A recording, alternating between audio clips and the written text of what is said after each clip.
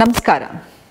ನಿಮ್ಮ ಜೀವನದಲ್ಲಿ ಯಾವುದಾದ್ರೂ ಒಂದು ಸಂಬಂಧ ಆನ್ ಆ್ಯಂಡ್ ಆಫ್ ಇದೆಯಾ ಅಂತ ಹೇಳಿದರೆ, ಆ ವ್ಯಕ್ತಿ ಒಮ್ಮೆ ನಿಮ್ಮ ಹತ್ರ ತುಂಬ ಚೆನ್ನಾಗಿರ್ತಾರೆ, ಒಮ್ಮೊಮ್ಮೆ ಸಂಬಂಧವನ್ನು ತುಂಬ ಗಟ್ಟಿಯಾಗಿ ಇಟ್ಕೋತಾರೆ, ಮತ್ತೊಮ್ಮೆ ಸಂಬಂಧದಲ್ಲಿ ಯಾರೂ ನೀವು ಗೊತ್ತೇ ಇಲ್ಲ ಅನ್ನೋ ಹಾಗೆ ಅವರಿರ್ತಾರೆ. ಅಥವಾ ಯಾವುದೇ ಒಂದು ಸಣ್ಣ ಜಗಳ ಆದಾಗ ನಿಮಗೆ ಸೈಲೆಂಟ್ ಟ್ರೀಟ್ಮೆಂಟ್ ಕೊಡೋದಾಗಿರ್ಬೋದು, ಅಥವಾ ನಿಮಗೆ ಒಂದು ಕನ್ಫ್ಯೂಷನ್, ನಾನು ಈ ಸಂಬಂಧದಲ್ಲಿ ಎಲ್ಲಿ ಇದ್ದೀನಪ್ಪ ಅಂತ ಒಂದು ಗೊಂದಲವನ್ನು ಸೃಷ್ಟಿ ಮಾಡ್ತಾ ಇದ್ರೆ ಆ ಸಂಬಂಧ ಒಂದು ರೆಡ್ ಫ್ಲ್ಯಾಗ್ ಅಂತ ಅರ್ಥ.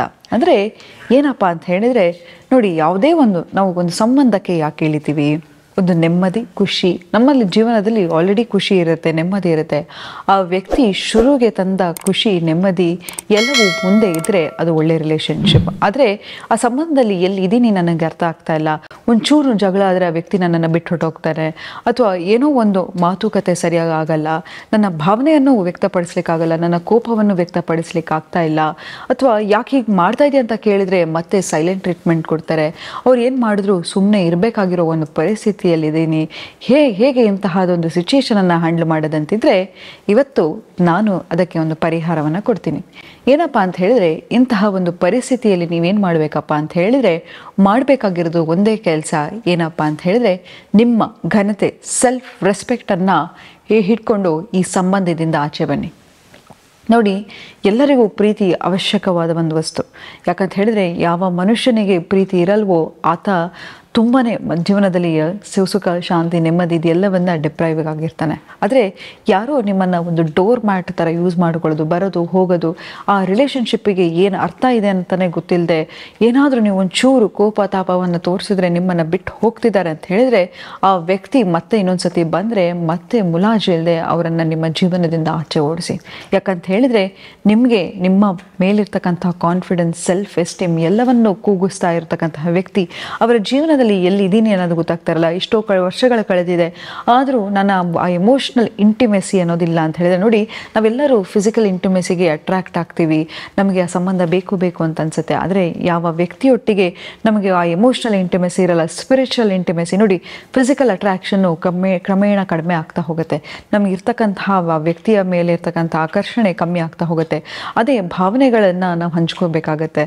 ಅದಕ್ಕೆ ಹೇಳ್ತಾರಲ್ವಾ, ಸೆಕ್ಸ್ ಅಂದರೆ ಸೇಕ್ರೆಡ್ ಎನರ್ಜಿ ಎಕ್ಸ್ಚೇಂಜ್ ಅಂತ. ಆದರೆ ಎಲ್ಲಿ ಆ ಎಮೋಷ್ನಲ್ ಇಂಟಿಮೆಸಿ ಸಿಗ್ತಾ ಇರಲ್ಲ ನಮಗೆ, ಎಲ್ಲಿ ಸ್ಪಿರಿಚುವಲ್ ಇಂಟಿಮೆಸಿ ಅಂತ ಹೇಳಿದರೆ, ಆ ವ್ಯಕ್ತಿಯನ್ನು ನೋಡ್ತಿದ್ದ ಹಾಗೆ ನಮಗೆ ಒಂದು ಸ್ಪಿರಿಚುವಲ್ ಇಂಟಿಮೆಸಿ ಅಂತ ಹೇಳಿದರೆ ಯಾವತ್ತೂ ಒಂದು ಪರ್ಪಸ್ ಆಫ್ ರಿಲೇಷನ್ಶಿಪ್ ಇರಬೇಕು. ಯಾವ ರಿಲೇಷನ್ಶಿಪ್ಪಿಗೆ ಏನು ಫ್ಯೂಚರ್ ಇಲ್ವೋ, ಅಥವಾ ಈ ವ್ಯಕ್ತಿಯೊಟ್ಟಿಗೆ ನನ್ನ ಮುಂದಿನ 5 ವರ್ಷ ಹೇಗಿರುತ್ತೆ, 10 ವರ್ಷ ಹೇಗಿರುತ್ತೆ ಅಂತ ನಿಮಗೆ ಗೊತ್ತಿಲ್ಲದೆ ಇದ್ದರೆ, ದಯವಿಟ್ಟು ಇಂತಹ ಸಂಬಂಧದಿಂದ ಆಚೆ ಬಂದುಬಿಡಿ. ಯಾಕಂತ ಹೇಳಿದರೆ, ಯಾವ ಸಂಬಂಧದಲ್ಲಿ ಆಂಗ್ಸೈಟಿ ಇರುತ್ತೋ, ಅಥವಾ ಬ್ರೆಡ್ ಕ್ರಂಪಿಂಗ್ಸ್ ಅಂತ ಹೇಳಿದರೆ ಅವ್ರು ತೋರಿಸೋತಕ್ಕಂಥ ಒಂದು ಚೂರು ಪ್ರೀತಿಯಲ್ಲೇ ನೀವು ಖುಷಿ ಪಡ್ತಾ ಇದ್ದರೆ ಅದು ನಮ್ಮ ಮುಟ್ಟಾಳ್ತನ ಆಗ್ತಾ ಹೋಗುತ್ತೆ. ಹಾಗಾಗಿ ಇಂತಹದೊಂದು ಟ್ರೀಟ್ಮೆಂಟನ್ನು ತೊಗೊಳ್ಬೇಡಿ. ಯಾವುದೇ ಒಂದು ರಿಲೇಷನ್ಶಿಪ್ಪಲ್ಲಿ ನಂಬಿಕೆ ಇರಬೇಕು, ಫ್ರೀಡಮ್ ಇರಬೇಕು.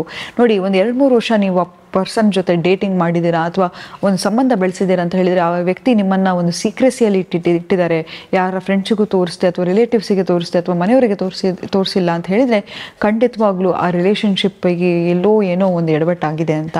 ಮತ್ತು ಇನ್ನೊಂದು ಏನಪ್ಪ ಅಂತ ಹೇಳಿದರೆ, ನಾವು ಯಾವಾಗಲೂ ಆ ರಿಲೇಷನ್ಶಿಪ್ಪಲ್ಲಿ ಸೀಕ್ರೆಟ್ ಆಗಿರೋದು, ನಮಗೆ ಫೋನ್ ಮಾಡೋಕ್ಕೆ ಫ್ರೀಡಮ್ ಇಲ್ಲ ಅಂತ ಹೇಳಿದರೆ, ಖಂಡಿತವಾಗ್ಲೂ ಇಲ್ಲಿ ಏನೋ ಒಂದು ಮೋಸ ಇದೆ ಅಂತಲೇ ಅರ್ಥ. ಮತ್ತು ಏನಂತ ಹೇಳಿದರೆ, ರೆಸ್ಪೆಕ್ಟ್ ಅನ್ನೋದು, ನೋಡಿ, ಯಾವಾಗಲೂ ಹೇಳ್ತಾ ಇರ್ತೀನಿ, ಈ ವ್ಯಕ್ತಿ ಬಂದು ಹೋಗಿ ಮಾಡ್ತಾ ಇದ್ದಾರೆ ಅಂತ ಹೇಳಿದರೆ ಆ ವ್ಯಕ್ತಿಗೆ ನಿಮ್ಮ ಮೇಲೆ ಮರ್ಯಾದೆ ಇದೆ ಅಂತ ಅರ್ಥನ?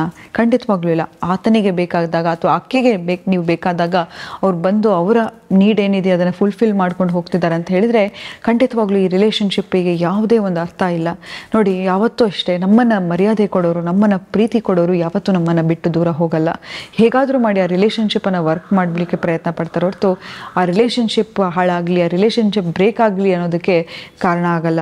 ಸೊ ಹಾಗಾಗಿ ಮರ್ಯಾದೆ ಕೊಡೋರ ಹತ್ರ ಇರಿ, ನಿಮ್ಮನ್ನು ರೆಸ್ಪೆಕ್ಟ್ ಮಾಡೋರ ಹತ್ರ ಇರಿ, ಅಥವಾ ನಿಮ್ಮನ್ನು ಯೂಸ್ ಮಾಡ್ಕೊಳ್ಳೋರು, ನಿಮ್ಮ ಭಾವನೆಗಳ ಜೊತೆ ಆಟ ಆಡೋರನ್ನು ನಿಮಗೆ ನೀವು ಫೇವರ್ ಮಾಡ್ಕೊಳ್ಳಿ. ಶುರುವಿಗೆ ಈ ರಿಲೇಷನ್ಶಿಪ್ ಅದ್ಭುತವಾಗಿತ್ತು, ನಾನು ಒಪ್ಕೋತೀನಿ, ಅವರು ನಿಮ್ಮನ್ನು ಸ್ಪೆಷಲ್ ಫೀಲ್ ಮಾಡಿಸ್ಲಿಕ್ಕೆ ಏನೆಲ್ಲ ಎಫರ್ಟ್ ಹಾಕ್ತಿದ್ರು. ಆದರೆ ಈಗ ಪ್ರೆಸೆಂಟಲ್ಲಿ ಮಾತಾಡೋದಾದರೆ ಆ ವ್ಯಕ್ತಿ ಬದಲಾಗಿದ್ದಾರೆ ಅಂತ ಅನಿಸಿದ್ರೆ, ಖಂಡಿತವಾಗ್ಲೂ ನಿಮ್ಮ ಸೆಲ್ಫ್ ರೆಸ್ಪೆಕ್ಟ್, ಡಿಗ್ನಿಟಿ ಅನ್ನು ತಗೊಂಡು ಈ ಸಂಬಂಧದಿಂದ ಆಚೆ ಬನ್ನಿ. ಕಷ್ಟ ಆಗುತ್ತೆ, ಆದರೆ ಈ ಸಂಬಂಧದಲ್ಲಿ ಇದ್ದರೆ ಇನ್ನೂ ನೀವು ಕುಗ್ತಾ ಹೋಗ್ತೀರಾ. ಒಂದು 6 ತಿಂಗಳು ಕಷ್ಟ ಆಗ್ಬೋದು, 1 ವರ್ಷ ಕಷ್ಟ ಆಗ್ಬೋದು, ಆಮೇಲೆ ನಿಮ್ಮ ಬಗ್ಗೆ ನಿಮಗೆ ಹೆಮ್ಮೆ ಅನಿಸುತ್ತೆ. ಆದರೆ ಈ ರಿಲೇಷನ್ಶಿಪ್ಪಲ್ಲಿದ್ದರೆ ನಿಮ್ಮ ಆರೋಗ್ಯ ಹಾಳಾಗ್ತಾ ಹೋಗುತ್ತೆ, ಆಂಗ್ಸೈಟಿಗೊಳಗಾಗ್ತೀರಾ, ಫಿಸಿಕಲಿ ನೀವು ಹಾಳಾಗ್ತಾ ಹೋಗ್ತೀರಾ. ಯಾವಾಗ ಸ್ಟ್ರೆಸ್ ಇರುತ್ತೆ, ಮುಖದಲ್ಲಿ ಸುಖ ಸುಕ್ಕು ಕಟ್ಟತ್ತೆ, ಕೂದಲು ಉದುರುತ್ತಾ ಹೋಗುತ್ತೆ, ಕೂದಲು ಬೆಳ್ಳಗಾಗ್ತಾ ಹೋಗುತ್ತೆ, ನಿಮ್ಮ ಯೌವನ ಹಾಳಾಗ್ತಾ ಹೋಗುತ್ತೆ, ನಿಮ್ಮ ಖುಷಿ ನೆಮ್ಮದಿ ಹಾಳಾಗ್ತಾ ಹೋಗುತ್ತೆ. ಅದೇ ಈ ವ್ಯಕ್ತಿ ನಿಮ್ಮ ಜೀವನದಿಂದ ಹೋದರೆ ಮತ್ತೊಬ್ಬರು ಯಾರೋ ನಿಮ್ಮನ್ನು, ನೀವು ಕೊಡ್ತಕ್ಕಂತಹ ಪ್ರೀತಿಗೆ ಉತ್ತಮವಾಗಿರೋರು ನಿಮ್ಮ ಜೀವನದಲ್ಲಿ ಬರ್ತಾರೆ. ಆ ರೆಸಿಪ್ರೊಕೇಷನ್ ಇರುತ್ತೆ, ಆ ರಿಲೇಷನ್ಶಿಪ್ ನರಿಶ್ಮೆಂಟಲ್ಲಿ ಇರುತ್ತೆ, ಫ್ಲರಿಶ್ ಆಗುತ್ತೆ ಅಂತ ಹೇಳ್ತಾ ಇವತ್ತಿನ ಸಂಚಿಕೆನ ನಾನು ಮುಕ್ತಾಯಗೊಳಿಸ್ತಿದ್ದೀನಿ. ಧನ್ಯವಾದಗಳು.